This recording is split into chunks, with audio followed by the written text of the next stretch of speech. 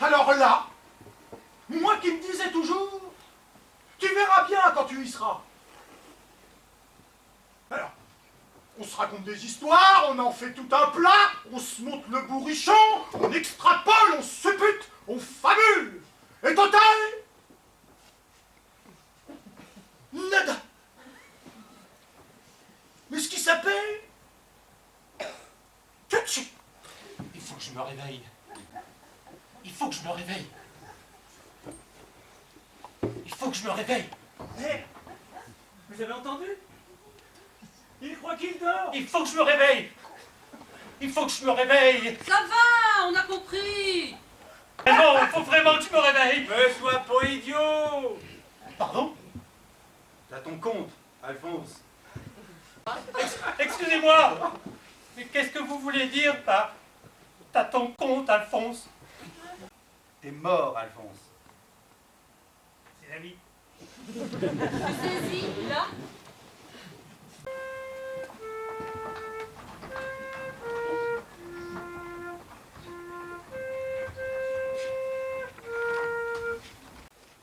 La Fernande.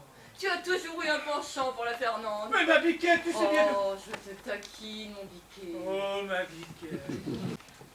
On est bien ici. On est bien, ma biquette. Mieux que... 1000 fois mieux. Pas d'ange. Pas de harpe. Pas de verte prairie fleurie. Mais c'est des craques que nous racontait le curé. Mais que des craques. À mon époux chéri. Tu parles. Tu parles.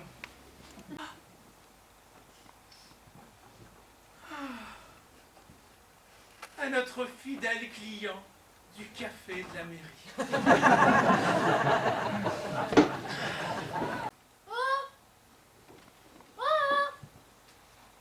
Je vous entends lire votre lettre, monsieur. Elle est très jolie. Merci. Mais tu n'as pas besoin de m'appeler monsieur. Tu ne me connais pas? Non, monsieur. Je m'appelle Jean Blandin. Moi, c'est Violaine Blondin. Tiens, on a le même nom. Ce n'est pas étonnant. Je suis ton frère. Mais je n'ai pas de frère. Dis, on les reverra, papa et maman? Mais oui, bien sûr. Ils viendront nous voir bientôt. Mais c'est quand bientôt? Bah, bientôt. Dis, tu restes à la cour, Thomas. Mais oui, on va rester ensemble. Chouette, c'est trop bien, grand-frère. Dis un bonjour. Tu choisis. Annie, oui, dis non. Si tu veux. D'accord, hein? Oui, oui.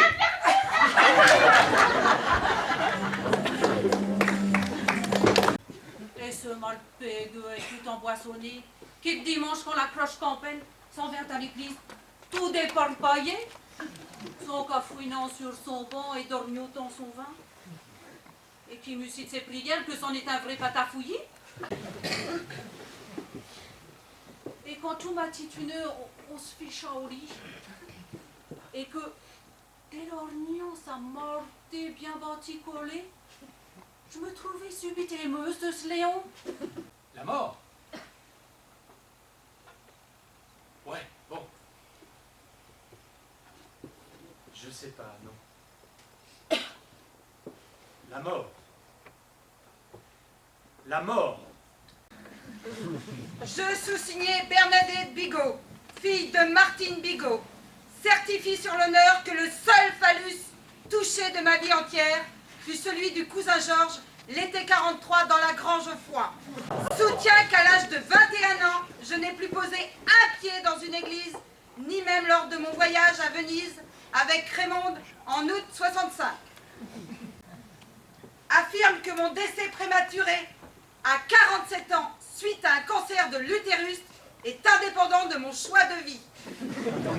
Jure que j'ai volontairement mis fin à une lignée de frigides femelles catholiques et proclame ainsi l'extinction totale de la race des bigots.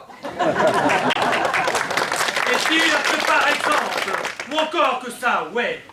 On peut. Mais bon. Je sais pas, la mort. Et pourtant, je lui avais dit au Roger, du sapin, du sapin, je veux du sapin. Au prix du chêne. Tu te rends pas compte, le chêne? Et lui, le Roger, à peine j'ai le dos tourné, il compte plus. Du chêne au prix du chêne. Et pourtant, je lui avais dit au Roger, au fond de l'armoire à droite, tu trouveras le linceul que j'ai brodé l'été 52. Et pourtant, je lui avais dit, du sapin, juste du sapin, du sapin.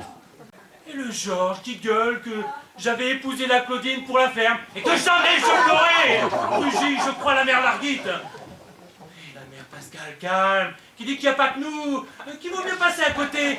Et l'oncle Louis qui braille, à l'assassin. Enfin, je crois, c'est l'oncle Louis. Et la mère Larguite ou Sophie qui prend la bouteille sur le comptoir. Et Claudine, ma femme, ça j'en suis sûr, qui crie non. Après, ça m'a échappé. Tout ce que je sais, c'est que je me suis retrouvé là, le 17 août, à 16h, avec 7 coups de couteau, enfin, dans le bras, 2 dans l'épaule, un dans le ventre, ça fait plus mal, un dans le thorax, et un dans le cou, le fatal, tranchant l'artère fémorale. Oh, lui, il était déjà tranquille, hein. Ah, déjà, se gelait plus les miches, le vrai anonyme. Ah, vu qu'il était à 3 pieds sous la cargelée, et qu'il craignait plus le froid, et la faim, comme moi. Comme moi, l'anonyme! Comme moi, l'anonyme! À qui on fermait la porte au nez? À qui on ne laissait même pas les restes pour les cochons? Qu'on chassait à coups de fourche de la grange au foin ou de l'étable bien fumante. Et tellement on avait peur que l'anonyme se découpe un bon steak sur pied! Et moi, l'anonyme?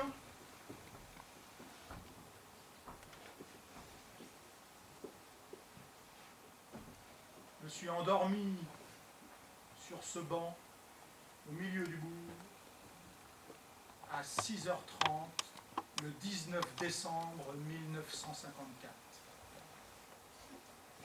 et ne me suis jamais réveillé. Et le lendemain, le Raymond il faisait la gueule. Par moins 20, je creuse pas. J'ai entendu, hein. Pas par moi 20. Dupont avec un T, bordel! Avec un T! Et ce con de Raymond qui me fout un dé.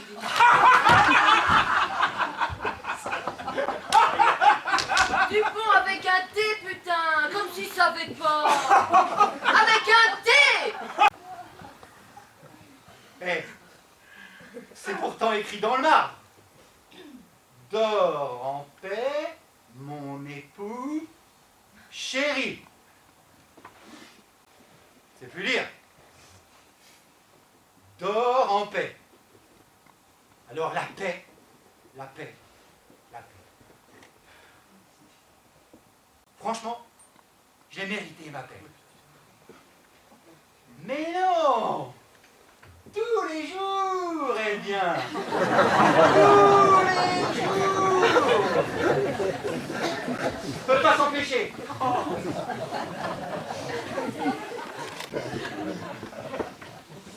J'ai piné, j'ai sarclé, j'ai semé, j'ai planté.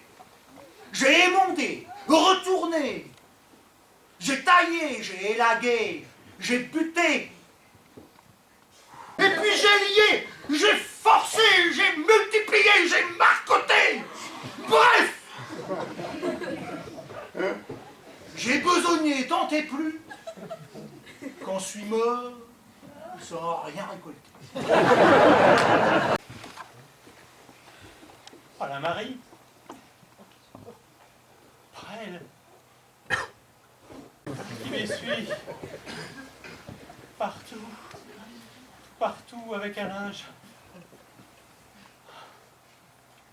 Et même tout partout qu'elle voulait pas toucher. Alors, la maman, on l'a mis sur la maman. La maman, elle. Albert, on l'a mis sur la maman. Et quand la fille du Georges est arrivée, on l'a mis dessus. Après, le Georges. Après, la Marie et la Christine. Moi, pour le moment, je suis tout dessus.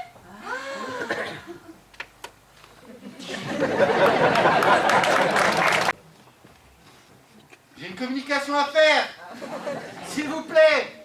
J'ai une communication à faire. Ta gueule, Raymond! Quoique, mon existence terne s'égaya là, dans son cours. Ingrat, mais bon. De merci. Pas plus à la mort, qui me délivre de rien, puisque j'ai pas eu quelque chose d'avant que maintenant. Ce qui me manque, c'est le sexe. Et maintenant, À qui est le gomme son vagin?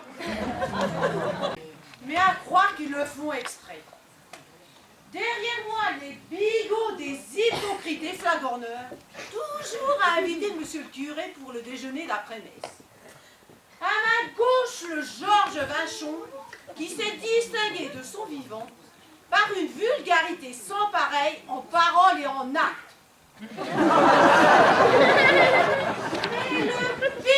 le pire vraiment est à ma droite. Je ne peux que me réjouir que le cocktail Molotov lui ait explosé entre les mains.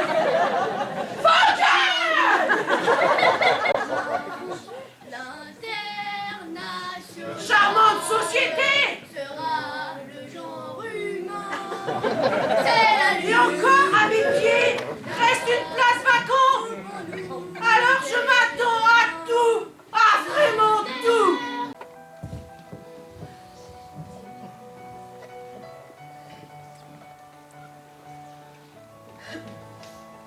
On est mort, on est mort. Pas de quoi en faire tout un plat. On est mort, on est mort. Sert à rien de radoter, de se raconter des histoires. Et patati, et patata, et patati, et patata. Et encore des histoires. Déjà de son vivant ne distrayait même pas personne. Alors quoi? Qu'on arrête avec les histoires. On est mort, quoi. On est mort, quoi. On devrait en avoir fini quand même. On devrait les avoir racontées, toutes les histoires. Les toujours mêmes et pareilles qu'on raconte de partout et qui changent pas. Et qui change pas. Déjà, avant moi, les histoires, savez, j'y ajoutais pas foi. Surtout, je m'en fichais des histoires. Je ne voyais pas ce qu'on pouvait y trouver aux petites histoires. Aux petites histoires. Et même à la grande. Qu'on me ramène pas la grande. La grande histoire aussi, ça me pompe. Ça fait longtemps qu'elle est arrêtée, la grande. Qu'elle est arrêtée, la grande. Alors qu'on arrête de croire qu'elle continue. Que les petites vont à la grande comme la cruche va à l'eau. Enfin, je dis qu'on arrête avec les histoires. On arrête avec les histoires. On est mort, on est mort. On a beau se raconter des histoires, on est mort.